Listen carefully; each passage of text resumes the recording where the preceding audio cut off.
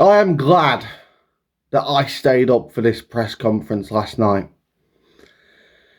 This was absolutely fucking fantastic. The Rock turned heel and seemingly joined the Bloodline. Now, I wanted Rock to turn heel, but I thought The Rock would turn heel and do what he wants, not join Roman. I didn't think The Rock was going to join Roman. I thought they'd still be at opposing ends, but hated by the fans and hating the fans, while Cody's in the middle. A bit like the Randy Orton Batista situation, where they hated each other. They're going into WrestleMania as opponents, but Daniel Bryan's in their way, right? That's what I thought was going to happen. What we got was 100 times fucking better than anything I could have predicted or hoped for. So it started with the introduction of the panel, and that was Michael Cole, Pat McAfee, CM Punk, and Big E. And they referenced CM Punk's AEW history quite a few times without mentioning AEW. But Big E says, "Oh, I'm here to make sure CM Punk doesn't get fined. He's got a reputation." And then we get Bianca coming out, who did absolutely nothing. "I may not know what I'm doing at WrestleMania, but you can't spell WrestleMania without EST. Why? The more you shove Bianca down more fucking throats, the more people are going to start to wake up about why Bianca's really there." Rhea Ripley. So we get a Rhea and Becky segment, which was okay. But then we get into the meat of the matter. Seth Rollins comes out. He says he wants the main event of WrestleMania, but it's not up to him. It's up to Cody Rhodes. He gets Cody Rhodes to come out, but it's Roman Reigns instead. And this, from this very point, is what I was grinning from ear to ear, because we have not seen Seth Rollins and Roman Reigns on camera in the same place for 2 years. And this is a dynamic I've been wanting to see for a while. So I was buzzing. Roman absolutely buries Seth. He calls him a bum. "Get this bum out of here." And then Seth is just a background character, which is unfortunate. But I think there's going to be some sort of payoff here with how Seth's being treated. There's going to be some sort of closure when it comes to Seth's burials from Roman, which we'll get to. Now, Roman says Cody had a choice, but he couldn't make it, so Roman is making that choice, and Roman chooses The Rock. The Rock comes out to heavy boos and some "We Want Rocky" chants. The Rock is playing with the crowd. The Rock is testing the waters. The Rock is very, very slowly turning on the crowd. And then he pulls up this family tree, and he says, Ainga, forever." Like we're in some film. It's like, in that small piece, it's like I was watching a movie where The Rock was the bad guy. But anyway, so The Rock says, "You may not like it, you may love it, you may hate it, but you will damn well respect it, and it doesn't matter what you think." And that is when the heel turn had fully kicked in. The Rock was a corporate prick who only cares about the money. The biggest main event to get the most money, that is what The Rock wanted. And then Cody Rhodes comes out. Cody says, "I choose Roman." Cody blasts Roman. Roman blasts Cody, calls Dusty irrelevant. And then Cody says that Roman's ancestors and Rock's ancestors would be ashamed of them. Rock slaps Cody. And then Seth comes in. This is where Seth comes in and starts trying to start on The Rock and Roman. He says, you can't do what you want. The Rock says, oh, yes, we can. Yes, we can. We can do whatever we want.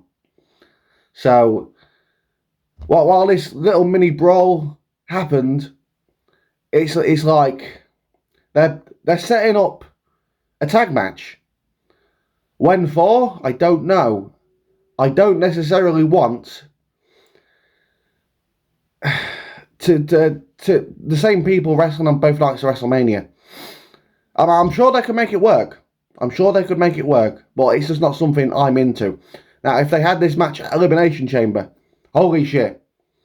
Holy shit. And then, imagine, just for a split second, imagine The Rock versus Seth Rollins at WrestleMania. I know that's not going to happen, but imagine. That would be epic, right? Now,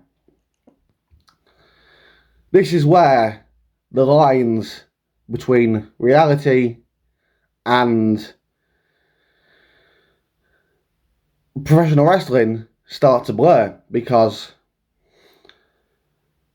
Big E mentions that The Rock is on the TKO board of directors and he can do what he wants.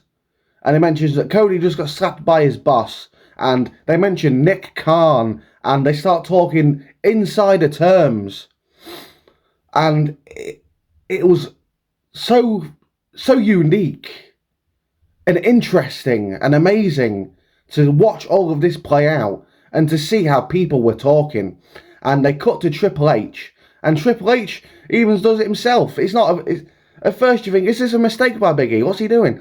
But then Triple H goes and does it. Well, people have big egos and they like to go into business for themselves. And then you see The Rock and Roman Reigns, who earlier were standing side by side, about to walk past Triple H, and The Rock stops Triple H and he says, you better fix this shit. This motherfucker, he's talking shit about our family. It needs to be fixed. It needs to be fixed. And then The Rock says, I'm going to kick his fucking teeth out of his mouth. Obviously, this was bleeped. Or not bleeped. It was the sound was removed for these bits. But it was just so fucking good. So fucking good. And all of us, apart from a split few who will say, I knew it was a work all along, we got worked hard. WWE did the unthinkable and made us think for a split second that it was real. That this Rock Cody power struggle was real. And that is professional wrestling. And I couldn't ask for more. It's very rare that I am positive when I come on here. But I have nothing but positives, apart from the Seth stuff, which I do think will get a payoff. Maybe Roman pins Seth at some point, or we get Seth pins Roman at some point, or we get Seth versus Rock. That'd be great. That'd be fucking fantastic. That's probably not what we're getting, but that'd be fucking fantastic. Seth versus Rock. Excuse me. And it's people like Jim Cornette are gonna fucking love this.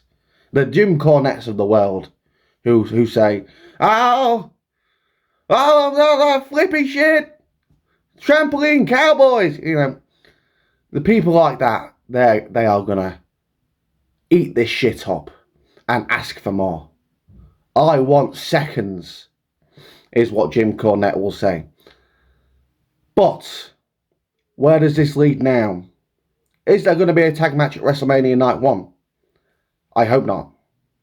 Is there going to be a tag match at Elimination Chamber? I fucking hope so.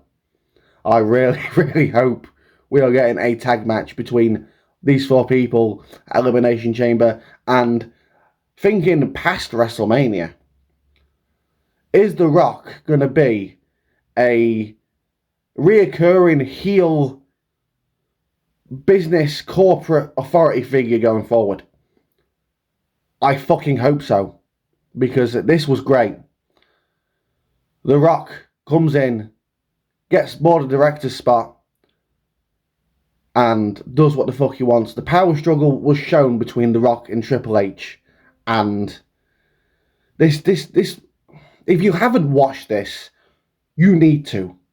You need to go and watch this, because this isn't typical WWE. This wasn't PG.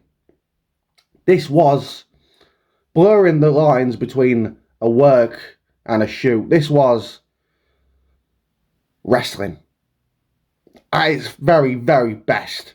And do I think it was a work all along?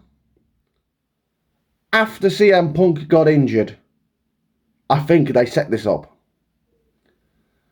to involve Seth. Or maybe beforehand, but Seth's involvement was not there. And that's why Seth is there now, because Punk is injured.